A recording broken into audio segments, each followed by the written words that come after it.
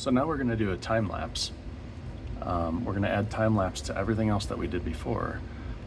You can do it in a couple different ways. So up here there's time lapse for single channel and time lapse for multi-channel. So every time point would take a red and a green overlay. And then the next time point, red and green overlay, same thing.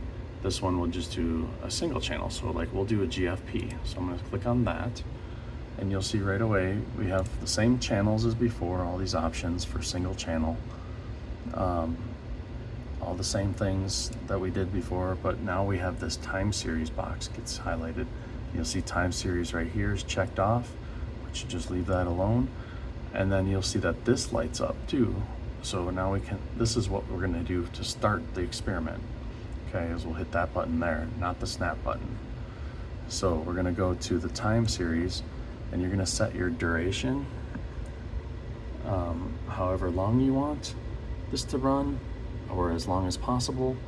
And then the intervals, every 3 seconds is what I have it set here, and we're gonna do 20 cycles of that. So that's the experiment that we're running for this test. And I'll open this up a little bit wider. Let's just go live real quick. So I've got the GFP on there. It is live. I'll move it a little bit. And so now what I want to do is just go ahead and hit start experiment. And there it goes. So let's watch you can see the screen, but let's see this every 3 seconds. It's shuttering and taking an image. And then over here on the screen now, you're gonna see some other fun stuff. So now, if I can get the camera here, we can do, let's see here. So now down here, while this is running, we're going through everything. You can go through the image. So what's showing is the image. You can also go up to the gallery up here, right next to the image, and hit gallery and see all the images that it's taken so far. And then again, go to the 2D, and down here you can actually play through and run through. While it's running, you can actually look at the time points and play them here. So this was only 20. I should have gone longer so I could show it live. And it's hard. I'm not. Maybe we'll run one more and I'll show you while I put the camera down because I'm kind of holding it. So here we go. Let me angle this a little bit better. Okay. So a little wider view, so now you can see what I'm talking about. And we'll increase the cycles to, I will just do as long as possible, and I'll just stop it when we're done.